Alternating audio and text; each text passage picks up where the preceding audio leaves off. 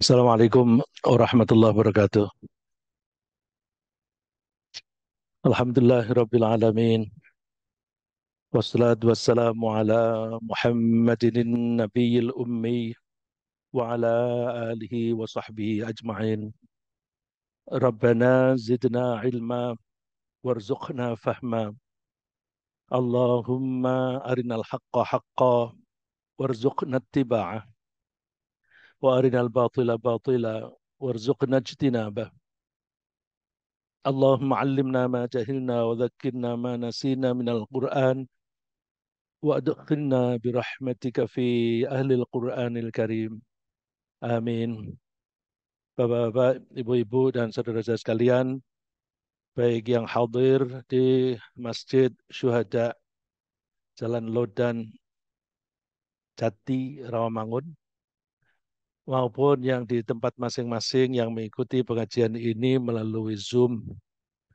Mudah-mudahan Allah memberkahi kita, mudah-mudahan Allah membimbing kita dalam usaha kita memahami pesan-pesan Allah dan pesan-pesan utusannya, dan mudah-mudahan kita diberi kesungguhan hati untuk selalu melaksanakan ajaran Allah dan Rasul-Nya dalam kehidupan kita sehari-hari.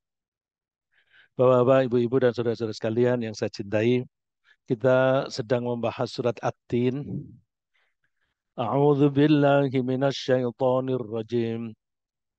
Bismillahirrahmanirrahim. والتين والزيتون وطور سينين وهذا البلد الأمين لقد خلقنا الإنسان في أحسن تقويم. Allah bersumpah dengan menyebut empat makhluknya yang kita sudah membahas pada saat itu. Semua makhluk yang disebut oleh Allah dalam sumpahnya itu penting sekali untuk kehidupan dan kebahagiaan kita, baik di dunia maupun di akhirat.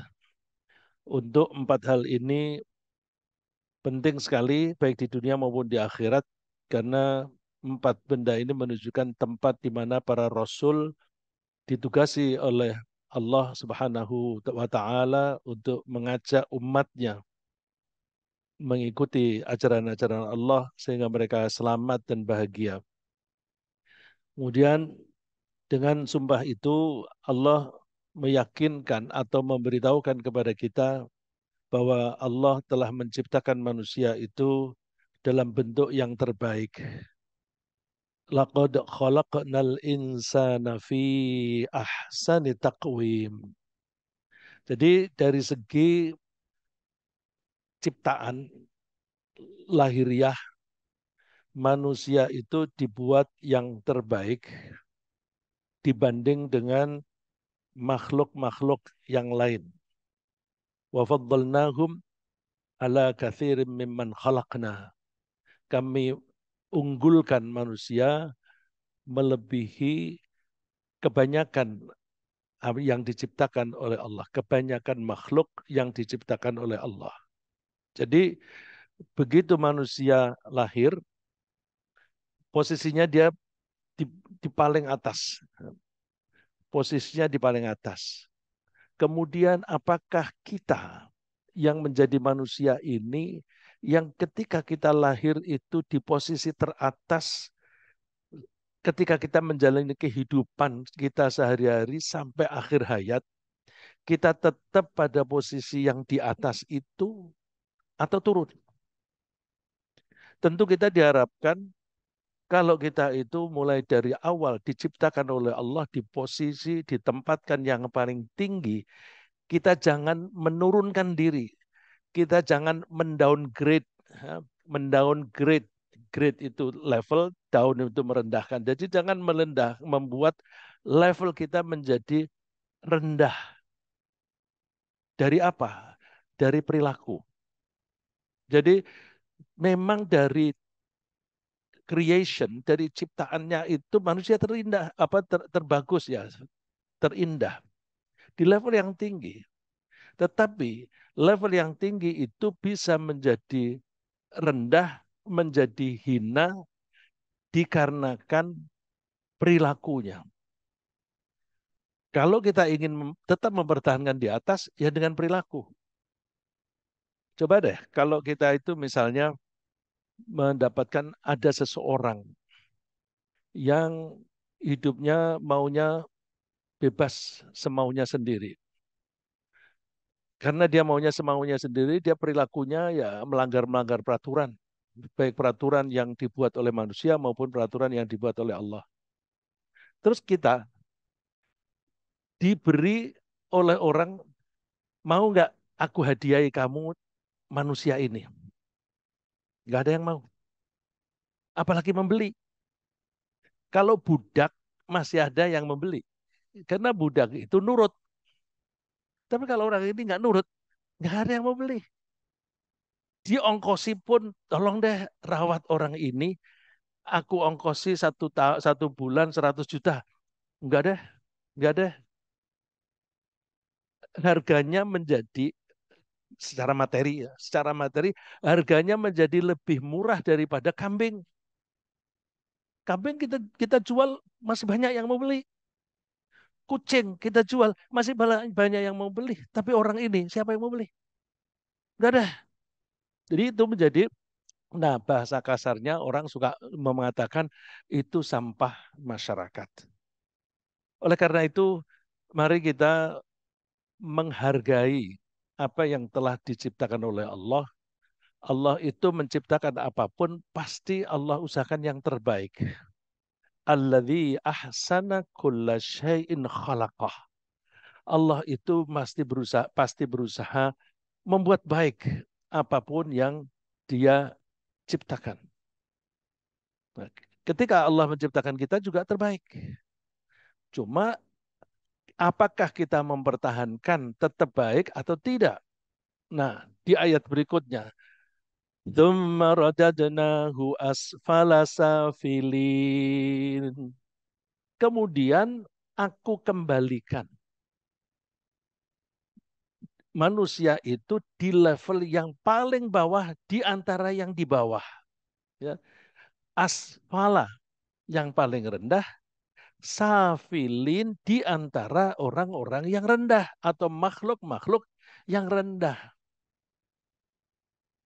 Lebih rendah dari apa? Dari apa saja? Dari apa saja? Dari kambing dia lebih rendah. Karena apa?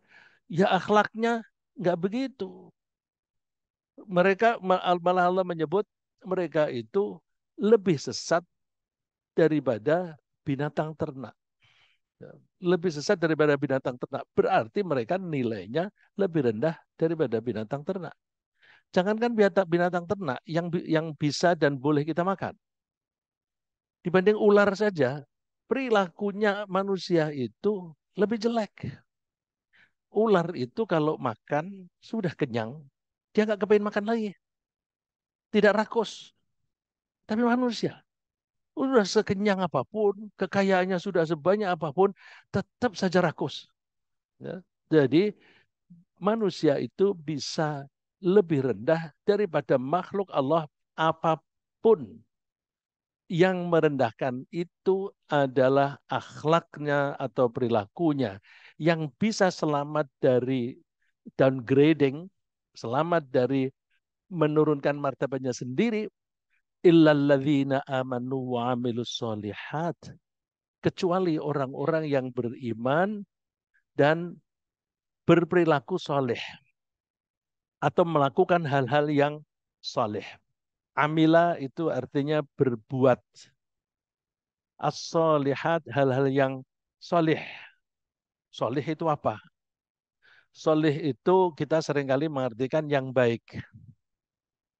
Tapi kalau kita sempat pergi ke Makkah, kita seringkali melihat ada tangki warnanya abu-abu, suka ditulis di tangkinya itu, ini Pak Ali saya kira paling paham ya karena ngerti bahasa Arab kan, al-miyah atau al-muyah ya. Si alma air jamaknya miyahun atau orang orang lokal bahasa pasaran juga disebut muyah. Al-miyah ghairu salih lisyarab. air ini tidak soleh untuk diminum. Air kok soleh?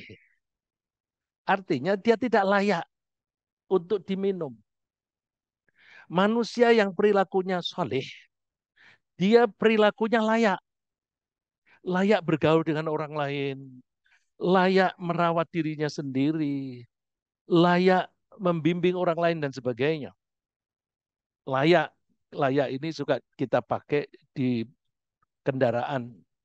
Misalnya kalau mobil, layak jalan nggak ini? Kita pakai istilah roadworthy. Ya, roadworthy. Road jalan, worthy apa itu? Kalau arti aslinya worth itu nilai, yang bernilai, bernilai jalan. Tapi maksudnya layak jalan. Kalau kapal ya seaworthy, layak berlayar ya, dan seterusnya. Nah, manusia ini juga begitu. Ada yang layak bergaul dalam masyarakat, ada yang tidak layak.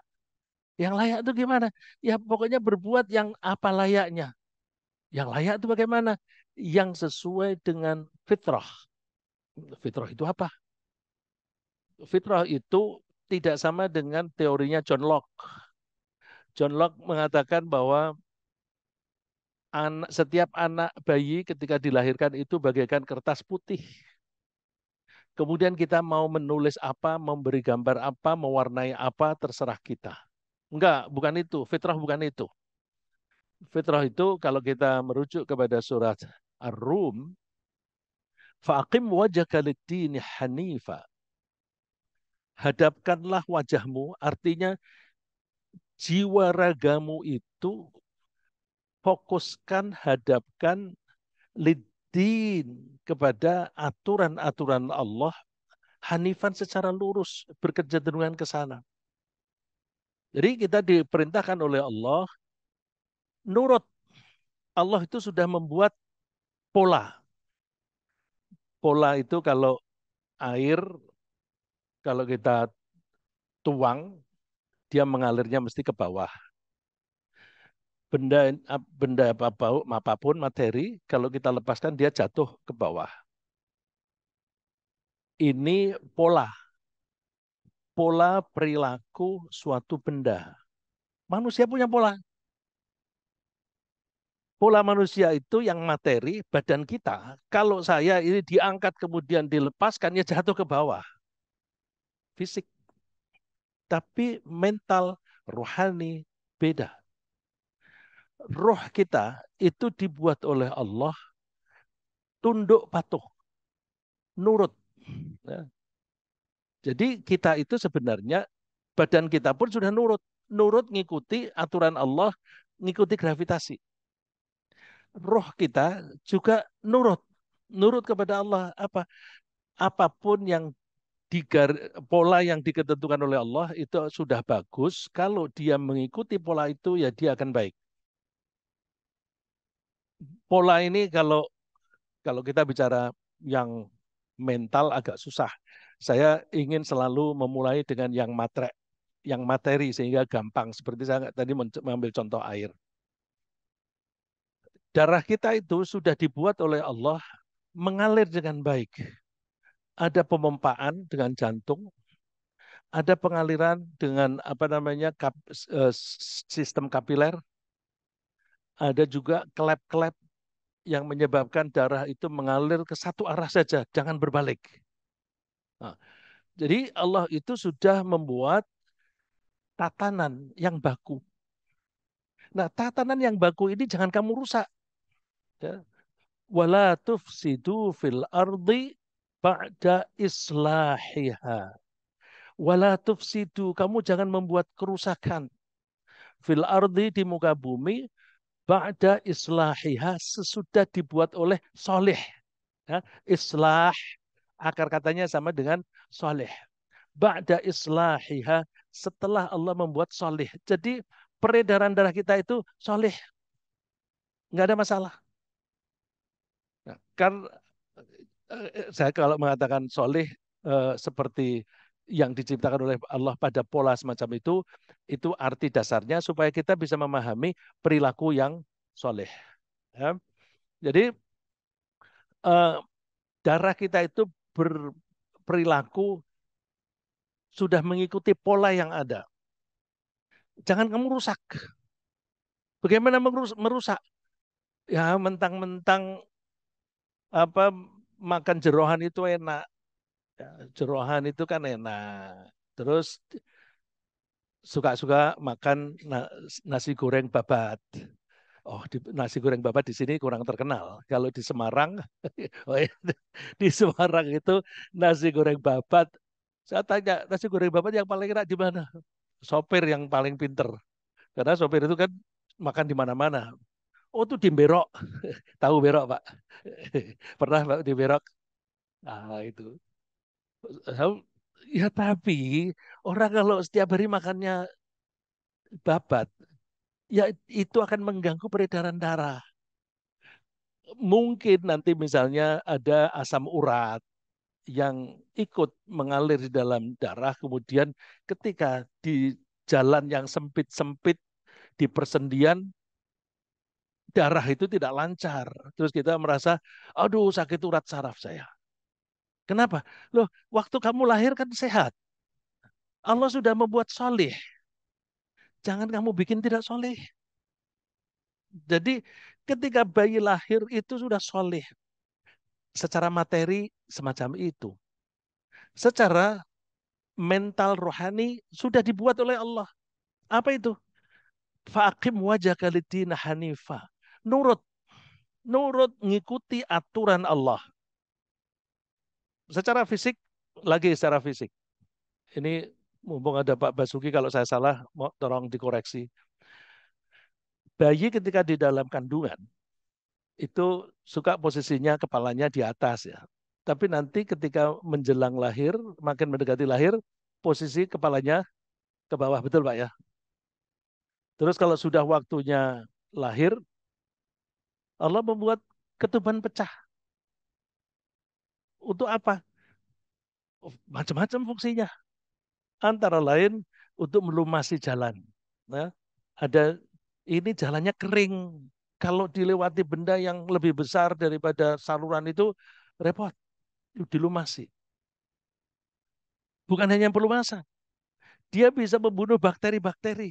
Awas, ini ada bayi yang lewat yang sensitif terhadap bakteri. Bakterinya dibunuh dulu. Betul Pak Basuki ya? Terus lahir dengan posisi yang gampang. Sehingga ini saya ngomong yang normal ya, yang normal secara umum. Sehingga kalau kita melihat di YouTube ada macam-macam cara melahirkan. Ada yang dengan cara jongkok, ada yang dengan cara udah macam-macam deh ya. Asal itu mengikuti jalur yang normal itu lancar. Nah, terus ketika keluar lubang apa pipa saluran yang dilewati itu sempit sekali. Meskipun kepalanya lebih besar daripada jalur itu, nanti kepalanya bisa mengecil. Saya nggak tahu istilahnya, tapi dia mengecil bentuknya. Betul Pak ya? Mengecil. Nanti begitu sudah keluar, membesar lagi. Artinya secara fisik, bayi itu sudah nurut kepada Allah. Nurut. Secara mental, fa'akim wajah dini hanifan, nurut kepada Allah. Buktinya, anak kecil setelah mulai berkembang begitu, kalau disuruh nurut, ambil-ambil ini, sini sini sini dikasih cik cik cik cik gitu datang dia. Jadi ketika disuruh dia nurut. Ketika dia belajar berdiri, ayo ayo berdiri. Nah, terus dia mencoba berdiri. Duduk lagi, duduk. Nah, kecenderungannya anak kecil itu nurut karena memang bawaannya mulai dari lahir itu nurut. Nah, itulah fitrat Allah. Fitrat Allah itulah pola dasar yang diciptakan oleh Allah allati fataran nasa 'alaiha yang manusia itu mengikuti pola itu. Jadi kita ini begitu lahir sudah ada pattern, ya, sudah ada pola yang sehat, ya, yang bagus. Kalau kita mau mempertahankan mekanisme yang baku ini sampai kita dewasa, selamat kita. Ya, selamat kita. Ya, jadi dengan demikian kita itu kalau berperilaku sesuai dengan mekanisme dasar yang sudah diciptakan oleh Allah itu soleh, soleh, layak hidup kamu, ya, layak hidup. Nanti ketika bergabung dengan orang lain, bermasyarakat, layak hidup. Dalam kehidupan ini mesti kita itu ada hal-hal yang kita nurut kepada diri sendiri, tapi ada kalanya kita nurut kepada orang lain. Gak bisa kita, pokoknya aku nuruti keinginanku saja. Yang orang Jakarta sering menyebut semau gue. Semau gue itu kan maunya gue dong. Ya, ya aku begini. Nah, terus ada, saya pernah ketemu seorang wartawan cantik sekali. Cantik deh karena dia selalu tampil di TV. Lihat di TV aja orang banyak tertarik, apalagi melihat langsung. Omongannya gini, ya pokoknya gue begini ini. Take it or leave it. Dia pakai bahasa Inggris. Take it or leave it. Aku ini begini. Artinya dia itu sudah merasa bahwa aku ini sudah pada posisi yang baik, jangan diubah. Kalau kamu mau nikah sama aku, ya apa adanya ini. Kamu nggak usah ngatur-ngatur. Nah, ini di orang semacam ini, kalau jadi istri, udah deh banyak masalah. Ya, boleh cantik, tetapi kalau dia akhlaknya, dia tidak nurut, banyak masalah. Makanya kalau kita kebetulan menjadi pemimpin di suatu negeri atau organisasi yang orang Islamnya baik, gampang, gampang. Karena apa? Orang Islam itu sudah punya setiap hari latihan, melatih diri untuk nurut kepada Allah. Itulah fitrah. Ya. Setiap hari kita tuh berusaha nurut. Bangun, sholat subuh, bangun, nggak ada keberatan. Nah, karena orang Islam itu kecenderungan nurut, kalau orang Islam ini bersatu, oh powerful sekali. Ya sama dengan kita punya lidi yang lurusnya sama, digabung jadi satu. Siapa yang bisa mengalahkan? Ya, juga dikatakan bersatu kita teguh, bercerai kita hancur. Maka orang Islam jangan mau. Tapi sayang, orang Islam mau dipecah belah, bahkan kadang-kadang memecah belah dirinya sendiri. Saya kasih contoh yang sederhana deh. Dikasih umpan, dikasih dua istilah, cebong dan kadrun. Udah kasih istilah itu, dipanas-panasi, terus nanti ada orang yang mengelompokkan dirinya sebagai kadrun, sebagai cebong. Leh, ini kamu ini nggak ngerti sosiologi apa? Gitu. Kamu ini keterlaluan. Kok dikelompok-kelompokkan dengan dua istilah itu aja kamu udah berantem. Ngapain? Sampai Pak Adi, wah ini susah ini karena yang suka berantem ini orang-orang yang senior. Aku mau larang susah. Udah aku bikin grup beda lagi satu informasi keilmuan. Kenapa? Udah kalau kamu berantem di sana, kalau kamu berantem di sana, kalau kita ini masyarakat masjid berantem, berarti kita itu tidak mengikuti fitrat Allah. Bagaimana kita selamat? Bagaimana selamat? Udahlah, bersatu, dipancing gitu aja sudah berantem. Kadang-kadang maunya berantem egonya. Nah, ego itu bertentangan dengan fitrat Allah. Kenapa ego itu bertentangan? Namanya kita itu nurut kepada Allah, maka kita disebut Islam. Islam itu artinya apa?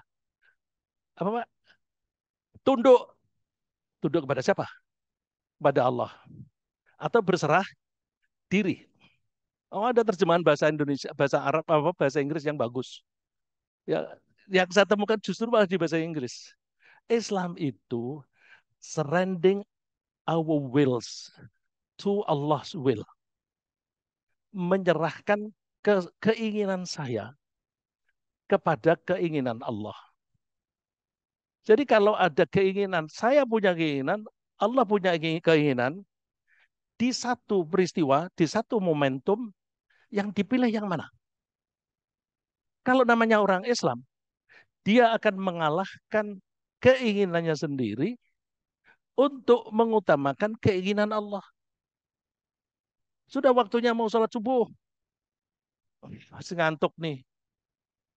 Wah, capek aku. Keinginan sendiri, terus tidur.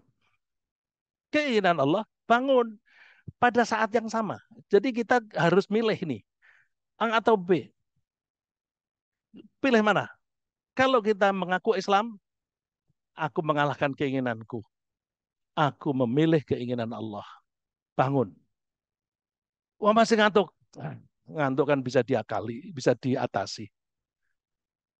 Kalau kita aliran darah kita lancar, ngantuknya hilang nggak, Pak Basuki? Kalau badan kita suhunya tinggi, peraturan apa aliran darah lancar, ngantuknya hilang nggak? Saya dulu kalau mau belajar jam setengah 2 pagi ngantuk. Caranya gimana? Lompat-lompat. Lompat-lompat supaya badan saya panas, aliran darah lancar, dan saya tidak pakai buku. Tembok di rumah itu saya cat hitam. Terus saya pakai kapur. Dulu belum ada black whiteboard itu belum ada. Jadi saya pakai pakai kapur. Jam 2 malam saya misalnya matematika, ngitung-ngitung begitu, nggak ngantuk.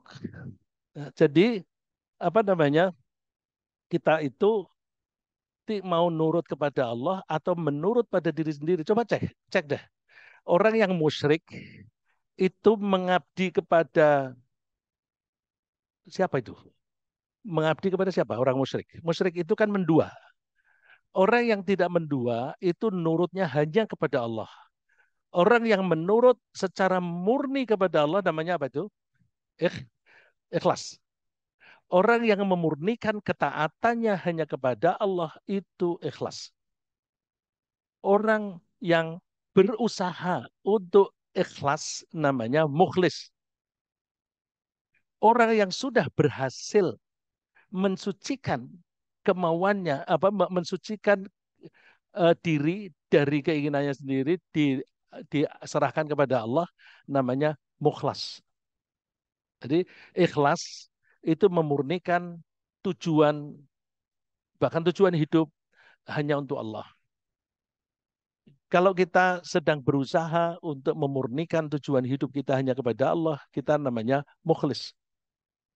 Tapi kalau kita sudah berhasil, kita disebut mukhlas.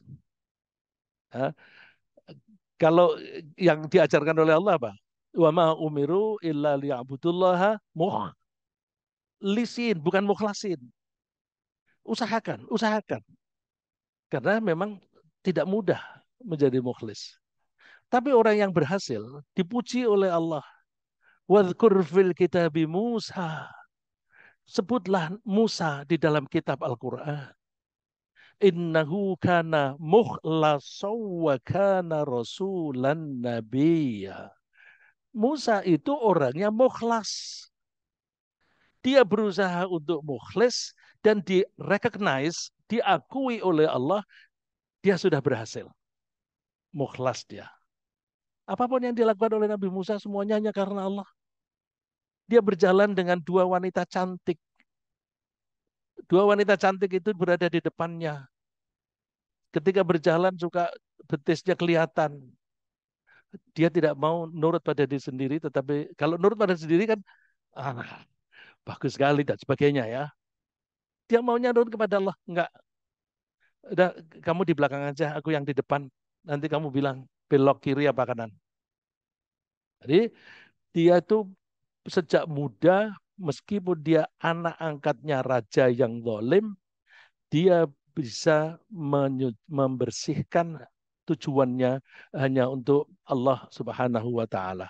Nah, kalau kita bisa seperti itu, maka berarti kita melakukan apapun yang kita lakukan itu wajar, soleh, ya, proper, ya, proper. Terus karena yang proper itu biasanya baik, kita menerjemahkan berperilaku baik atau beramal soleh. Falahum ajrun ghairu mamnun, maka mereka akan memperoleh pahala yang tidak akan putus-putus. Pahala itu jalan terus. Gimana ini pengertiannya? Kalau orang itu tidak mau tunduk patuh kepada Allah, maka dia akan menjadi asfala safilin, menurunkan martabatnya menjadi paling rendah. Tapi kalau dia mau amanu wa amilus solihat, dia tetap ada di atas. Dan orang yang di atas itu akan selalu mendapatkan pahala yang tidak putus-putusnya. Memahami ini tidak mudah. Buktinya apa? Para ulama yang jauh lebih pintar dari kita itu punya dua macam pendapat. Kalau mereka mempunyai dua macam pendapat, berarti kan bisa diterjemah, bisa ditafsirkan begini, bisa ditafsirkan begitu. Kita menghargai para ulama itu, kita jangan merasa sok pinter, jangan bilang oh yang benar yang ini salah. Yang disalahkan itu orang pinter, orang lebih pinter dari kita. Maka kalau kita bilang ini salah, sok pinter kamu. Baca bahasa Arab aja nggak bisa. Baca kita bahasa Arab aja nggak bisa, tapi nyalah-nyalahin ulama. Itu kan banyak dari kita begitu. Saya pernah di luar kota di Purwokerto sana ada pengajian, orangnya banyak di halaman namanya itu apa, Serambi, yang menghadapi hanya dua orang. Dia pakai speaker. Setelah selesai, saya mendekati. Saya waktu itu masih aktif sebagai wartawan. Ya. Jadi saya selalu ingin tahu aja. Saya deketin, Bapak baca apa itu Pak? Buku terjemah. Ini Bapak bacanya buku begini, siapa yang mau ngaji? Ini buku ini sempit pandangannya, narrow minded. Dia hanya mengakui ini yang benar, yang lain salah. Lah orang-orang yang sudah menjalankan yang berbeda dengan ini, kamu anggap mereka semuanya salah, mereka semua masuk neraka. Gimana mau mereka mau mendengarkan kamu? Pak, kalau ngajar bacanya bukunya yang baik dong, Pak. Yang asli, jangan yang terjemah. Nggak bisa. Nah, itu orang-orang seperti itu yang seringkali suka jalan-nyalain para ulama. Kita hormati. Nah, salah satu contoh bahwa menafsirkan semacam ini ada dua macam pendapat. Saya sebutkan di sini dua pemahaman. Pemahaman yang pertama, manusia itu diciptakan mulia, ya, fi ahsani taqwim. Jika dia tidak bersyukur, artinya tidak bersyukur itu apa? Mengingkari Allah dan berperilaku jahat, maka dia akan menjadi makhluk yang paling hina. Jadi kuncinya, kalau dia itu tetap mempertahankan, kalau dia ingin tetap di atas, maka caranya bersyukur. Nah, kalau saya mengatakan bersyukur ini, muncul pertanyaan, bersyukur itu apa? Saya mengatakan begini karena di Al-Quran di surat Al-Insan, itu kan inna hadaina hussabila imma syakira wa imma kafuro.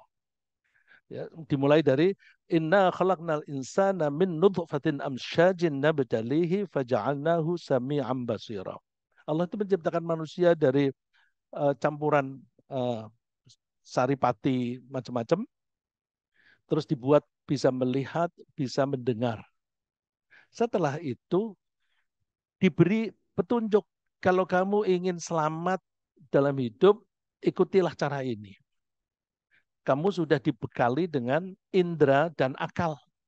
Maka dengan bekal itu diharapkan kita bisa menangkap pelajaran yang benar, ya, menangkap pelajaran yang benar dan itu dipakai.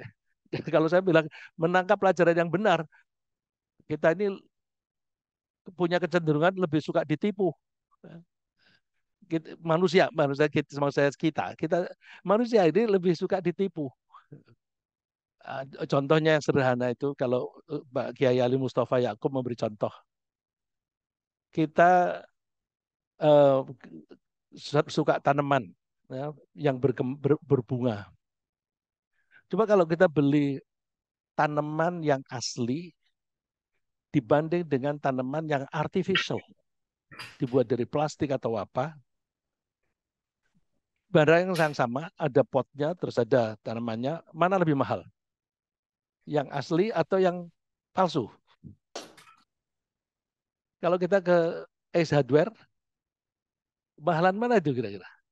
Mahalan yang artificial, Pak. Iya, satu pot itu 100.000, 200.000, Masya Allah, harganya mahal. Lebih mahal daripada kalau kita nanam sendiri. Bandingkan kalau kita ke Pulau Mas, kita beli yang asli, paling berapa puluh ribu gitu. Ya, terus dengan wanita yang istri asli dan yang istri palsu, dibayar lebih banyak mana, Pak? Yang palsu kan? Ya, jadi kan kita tuh kadang-kadang mikir dia, iya ya kita ini kok lebih suka ditipu ya. Dijanjikan, aku akan bikin ekonomi melejit. Mana nggak ada. Ya tapi itu yang disenangi. Karena kita memang senang yang begitu-begitu gitu. Ya, misalnya lagi coba deh Tuhan yang disembah oleh manusia seluruh dunia. Yang lebih banyak itu Tuhan asli atau Tuhan palsu? Palsu, palsu. Jadi memang kita punya kecenderungan sedang ditipu. Ya, ya kalau sedang ditipu, kenapa sedang ditipu? Kita malas belajar. Coba buktikan. Pengajian yang ngajak berpikir, mohon maaf, kalau di pengajian saya ini biasanya saya ngajak berpikir apa enggak, Pak? Kalau kita pengajian ngajak berpikir, yang hadir banyak apa sedikit? Jadi kita, ya alhamdulillah kita ada sekian sebanyak ini, yang di online ada 70 lebih. Alhamdulillah. Tapi umumnya pengajian saya itu nggak pernah besar. Karena apa? Saya ngajak berpikir. Dan kebanyakan orang di dunia ini malas berpikir. Oleh karena itu kebanyakan orang nurut-nurut aja. Ya udah nggak, kamu atur negara kamu apa terserah kamu deh. Aku malas mikir. Akhirnya negara selalu dipikir diatur oleh segelintir orang. Ya, coba kita lihat zaman Presiden Soeharto. Soeharto jadi kepala negara, tapi pemikirnya siapa? Paling Wijoyo, Suhumardani, ya, orang-orang itu aja lah. Ekonomi itu seperti Pak Subroto dan sebagainya. Sedikit orang nggak bisa kita itu eh, berpikir banyak orang atau diatur banyak orang itu sulit. Dan memang yang mau berpikir hanya sedikit. Nah, karena yang mau berpikir sedikit, ya kebanyakan orang tidak mau berpikir. Ya udahlah terserah kamu lah gitu. Ya akhirnya kita ini menjadi bulan-bulanan gitu. Ya oleh karena itu saya mengajak mari kita berpikir Allah menciptakan kita disertai dengan akal. Akal itu kita pakai dengan baik. Orang yang tidak mau menggunakan akal hidupnya hanya untuk memburu kesenangan. Hanya untuk memburu kesenangan. Kalau orang hidupnya hanya memburu kesenangan, itu sebenarnya dia menggunakan akal atau insting. Akal apa insting, Pak? Insting. Maka orang yang hidupnya hanya mengikuti kesenangan, diumpamakan oleh Allah itu seperti binatang ternak. Coba perhatikan di surat Muhammad. Walladzina kafaru yatamatta'una wa ya'kuluna kama ta'kulul an'am. Ya. Orang-orang kafir itu hidupnya hanya bersenang-senang dan makan-makan seperti binatang ternak, tidak menggunakan akalnya. Nah, orang yang semacam itulah yang mendowngrade diri sendiri, merendahkan martabatnya sendiri. Karena dia merendahkan martabatnya, maka wan naru mathwallahum. Maka nerakalah tempat mereka. Nah, ini ayat ini cocok untuk menafsirkan si ayat 5 dan 4 di saatin, ya. Walladzina kafaru yatamatta'una wa ya'kuluna kama ta'kulul an'amu wan naru mathwallahum. Itu arti pertama. Arti kedua, manusia akan tumbuh dari lemah menjadi kuat dan kemudian akan kembali menjadi lemah lagi. Karakternya ciptaan Allah. Allah itu memulai ciptaan dari satu titik menuju ke titik lain, kembali ke titik awal. Ya, yubdi'u wa yu'id. Allah itu memulai dan mengembalikan lagi. Kembali di sini artinya reverse, ya, bukan return. Kalau return kita pergi terus kita kembali. Tapi ini kalau reverse kita majukan, kemudian kita mundurkan. Ya, yubdi'u wa yu'id. Kita dulu tidak ada, sekarang ada, suatu saat kita tidak ada. Alam raya ini dulu tidak ada, sekarang ada, kelak menjadi tidak ada. Kita lahir lemah, lama-lama menjadi kuat, kemudian menjadi lemah kembali. Kita lahir tidak tahu apa-apa. Dikasih tahu, ini huruf A, nggak tahu bayi itu. Terus lama-lama menjadi pinter. Setelah itu kalau dia menjadi makin tua, makin tidak tahu lagi. Ya, jadi itu Allah itu yubdi'u wa yu'id. Nah, Allah itu manusia itu dibuat oleh Allah tumbuh dari lemah menjadi kuat dan kemudian kembali menjadi lemah lagi. Jika dia beriman dan berperilaku baik, dia akan tetap mulia. Nah, jadi kalau begitu apa tuh? Fisik, tapi di situ ada rohaninya. Ya karena memang kita terdiri dari badan, jasad, dan roh. Maka dua hal ini menyatu dari diri kita ini. Ya.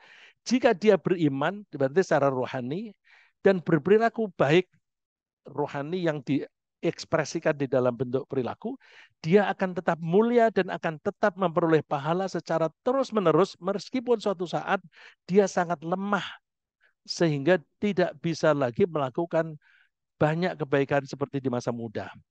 Orang yang di masa mudanya itu rajin sholat tahajud. Suatu saat, kalau umurnya dia makin banyak, dia makin lemah. Tidak sanggup lagi dia sholat tahajud. Orang semacam itu pahalanya tetap ngalir. Jadi dia tidak sholat tahajud, tapi tetap dapat memperoleh pahala tahajud. Orang yang rajin baca Quran, ya Pak Dadang misalnya, baca Quran lagi. Nanti suatu saat nggak kuat lagi. Pahalanya tetap seperti di waktu Pak Dadang sempat membaca Al-Quran. Nah, itu pemahaman yang kedua. Dan dua-duanya itu didukung dengan dalil yang saya sebutkan berikut ini. Tapi melihat jamnya sudah jam segini, bagaimana kalau ayat-ayat pendukungnya kita bahas di pertemuan yang akan datang, ya. Tapi kalau ada yang misalnya kurang jelas, silahkan bertanya. Kalau ada omongan saya yang tidak masuk akal, silahkan kemukakan sehingga kita bisa bersama-sama mengoreksi. Silahkan, terima kasih.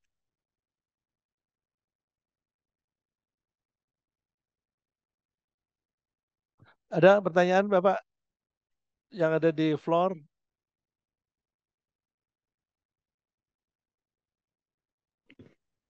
Baik, jazakallah khairan kasihan kepada guru kita Bapak Ustaz Rizal Abdullah untuk memperdalam atau memperjelas. Jika ada pertanyaan dari para jamaah, kami persilahkan baik yang hadir di masjid maupun yang hadir di rumah. Kami persilahkan ada bapak-bapak. Oh, sepertinya pada cukup jelas di poster. Cuma memang karena syuruk juga masih uh, baru saja syuruk, jadi kita memang belum bisa melaksanakan sholat. sunnah. Kami tawarkan lagi jika ada pertanyaan, kami persilahkan. Pak Derang mau tanya, takut kalau saya tidak bisa menjawab. Ada pertanyaan, Bapak? Silakan, Pak.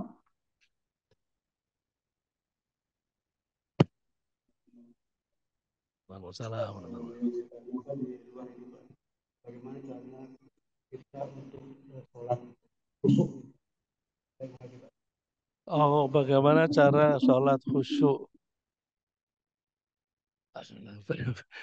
Mohon maaf, ini bukan pertanyaan untuk diri sendiri karena Pak Khairul ini minta buku saya mengenai bagaimana cara sholat khusyuk. Sudah minta saya lebih dari 100 itu.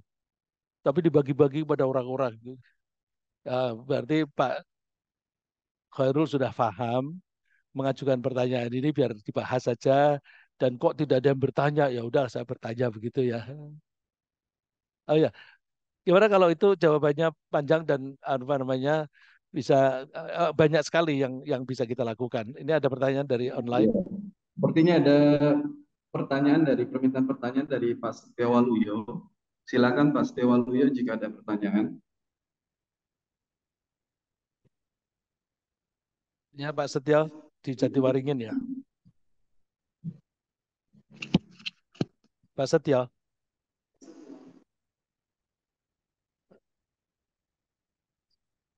Silakan Pak Setio jika ada pertanyaan. Oh, atau kepencet itu.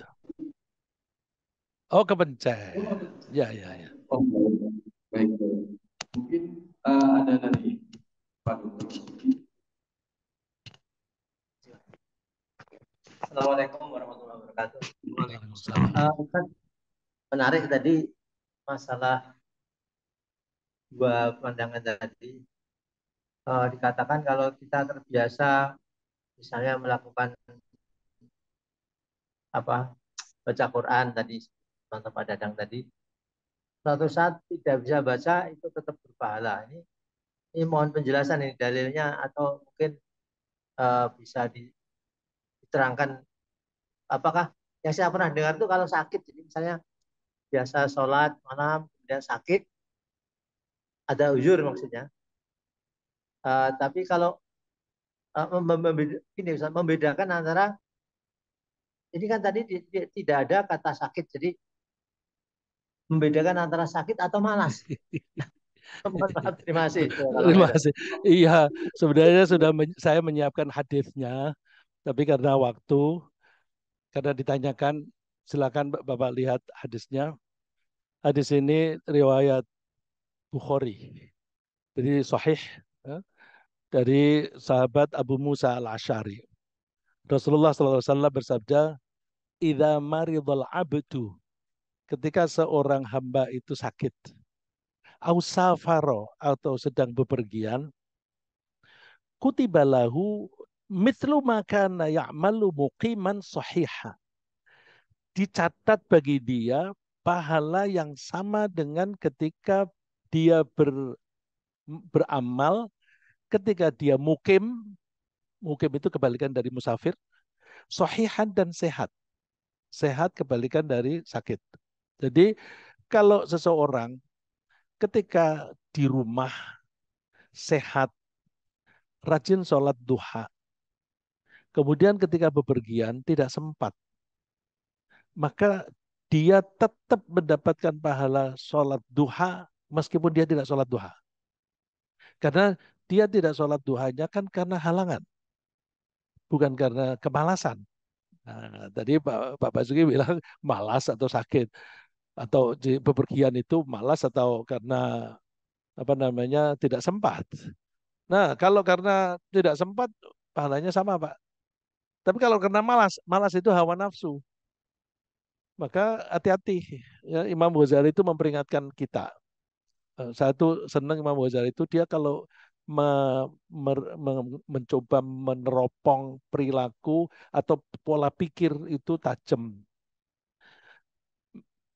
Misalnya Allah itu sayang pada kita sehingga kita diberi keringanan ketika kita dalam keadaan yang berat. Misalnya ketika bepergian, kita boleh sholatnya yang 4 menjadi 2, diperingan. Ya. Terus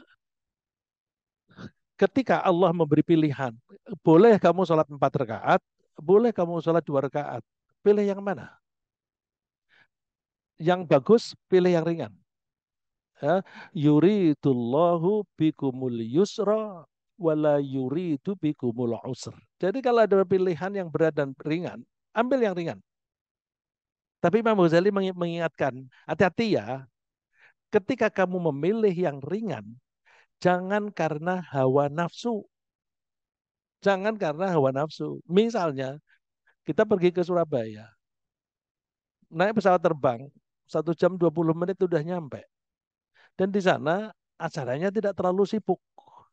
Kemudian, mumpung aku musafir, aku mau sholatnya dijamak 2 rakaat aja, biar bisa bersantai-santai.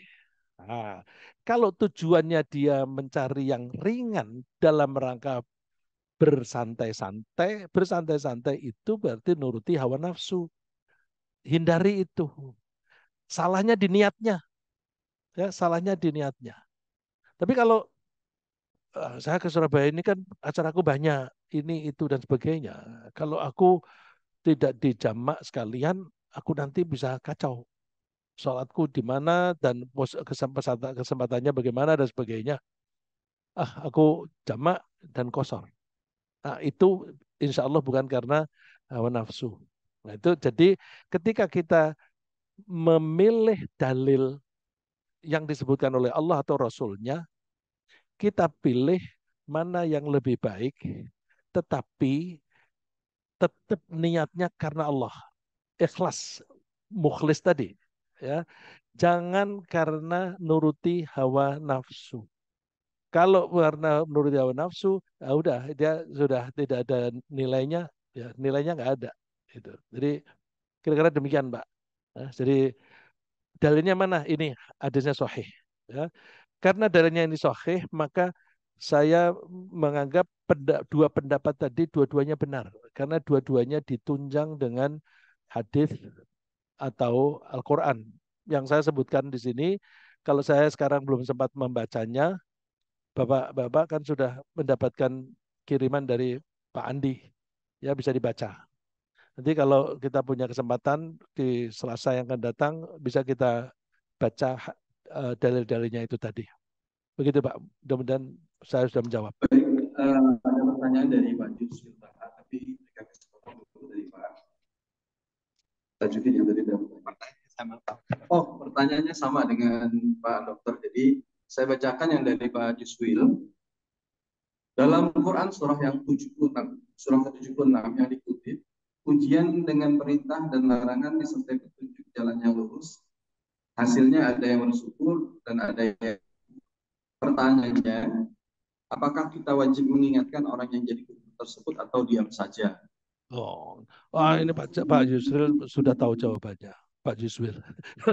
Saya senang Pak Yusril ini, ya ilmunya banyak, tapi mengajukan pertanyaan supaya dibahas.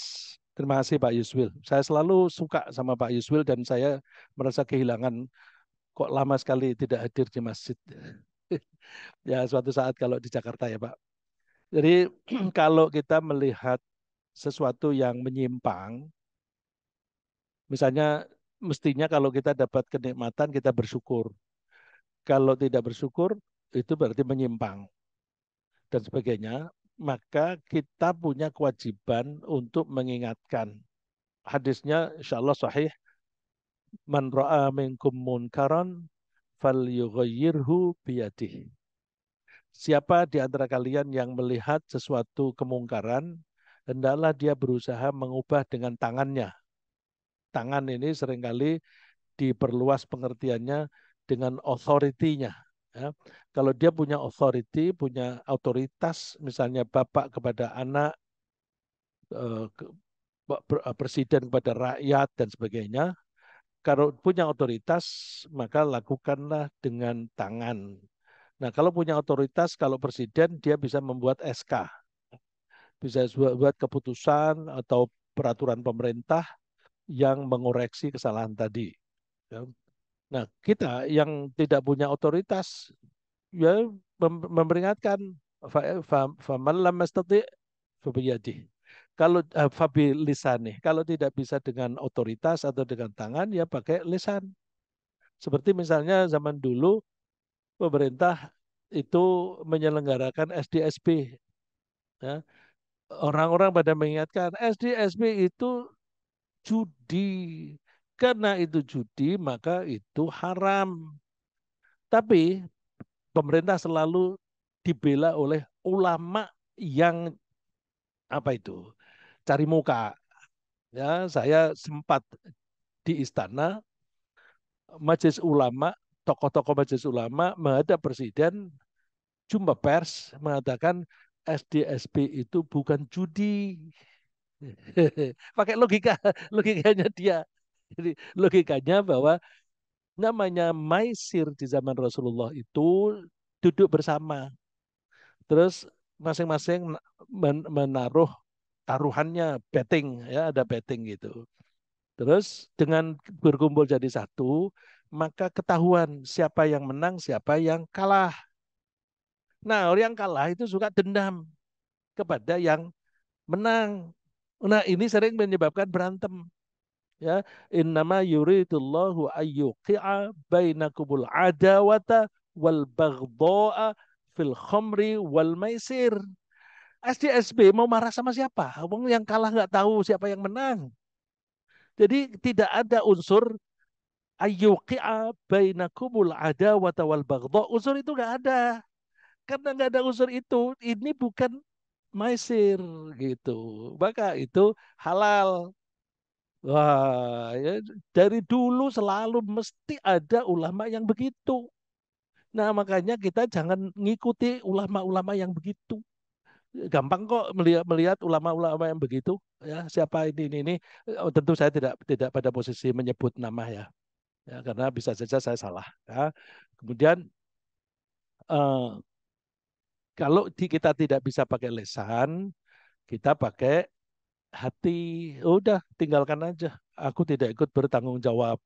Lah kalau di DPR misalnya walk out, ya kita masih ingat tahun 74 apa ya, undang-undang perkawinan itu kan ada satu fraksi yang walk out tidak ikut tanda tangan. Ya udah kamu bikin peraturan terserah, aku tidak ikut tanggung jawab. Nah, itu artinya eh, menjauhi atau memberi peringatan tapi dengan hati meninggalkannya. Nah, kira-kira semacam itu. Terima kasih Pak Yuswil.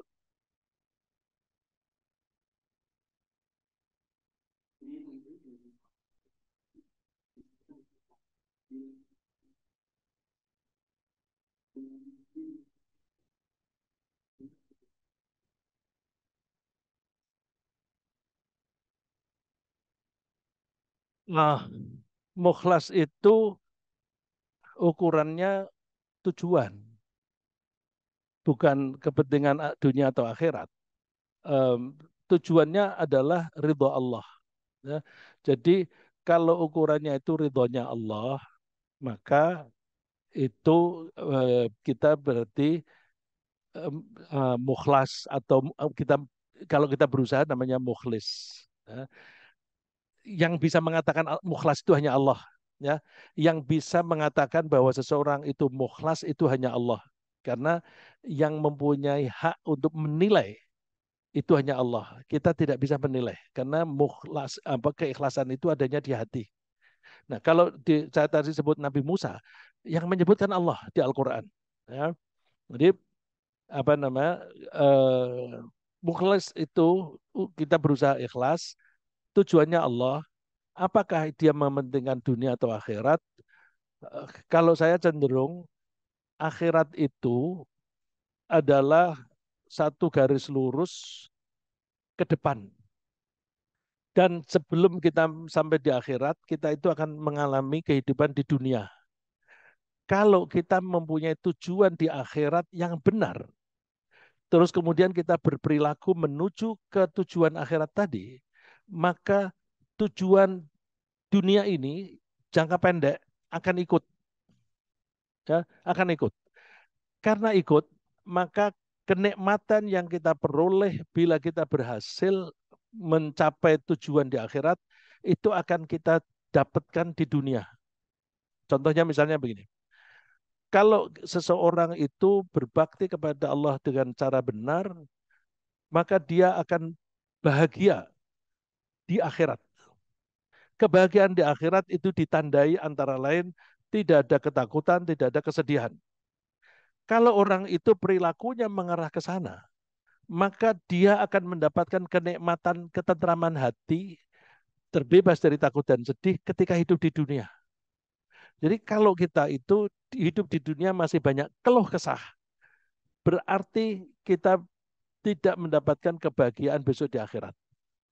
Ya, maka kalau kita membahas dunia akhirat, mestinya kita gabung jadi satu, jangan dibikin dikotomi.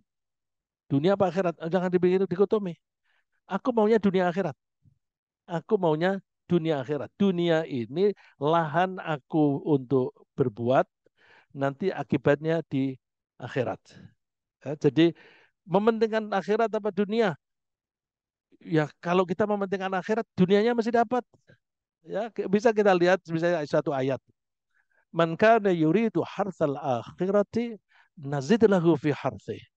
Wa man kana yuridu harthad dunya nu'tihi minha wa ma lahu fil akhirati min nasib. Siapa yang beramal, dia mempunyai keinginan memetik hasil amalnya tadi. Di situ pakai kata harf. Harf itu panen. Menanam, kemudian maunya panennya di akhirat, maka Allah akan menambah. Dia dikasih panen di akhirat plus panen di dunia. Tapi kalau ada orang targetnya dunia, dia akan diberi oleh Allah panen di dunia, tapi di akhirat nggak dapat. Nah dengan demikian, udahlah kita bikin akhirat itu target target akhir, dunia ini kelewatan. Jadi jangan dibikin dikotomi begitu Pak Untung. Terima kasih. Baik, jazakallahu khairan. Kita sekali lagi ucapkan terima kasih yang sebesar-besarnya kepada guru kita Bapak Ustaz Rizal Abdullah. Semoga apa yang beliau sampaikan menjadi amal jariah kebaikan di dunia maupun di akhirat. Dan seperti nasihat yang terakhir beliau sampaikan tadi, semoga akhirat menjadi orientasi hidup kita yang insya Allah dunia akan ikut. Demikian kami sampaikan juga terima kasih kepada para jamaah yang ikut melalui online maupun yang hadir di masjid. Untuk yang di masjid, kami mengundang untuk mari kita ke serambi masjid di belakang untuk beramal tamah. Subhanakallah wa bihamdika asyhadu an la ilaha illa anta astaghfiruka wa atubu ilaik. Assalamualaikum Terima warahmatullahi kasih wabarakatuh. Ustaz. Waalaikumsalam warahmatullahi wabarakatuh. Waalaikumsalam warahmatullahi wabarakatuh. Terima Terima kasih kasih. Pak Terima Ustaz. kasih Pak Ustaz. Ya Ibu, terima kasih Ibu. Assalamualaikum warahmatullahi wabarakatuh. Waalaikumsalam warahmatullahi wabarakatuh.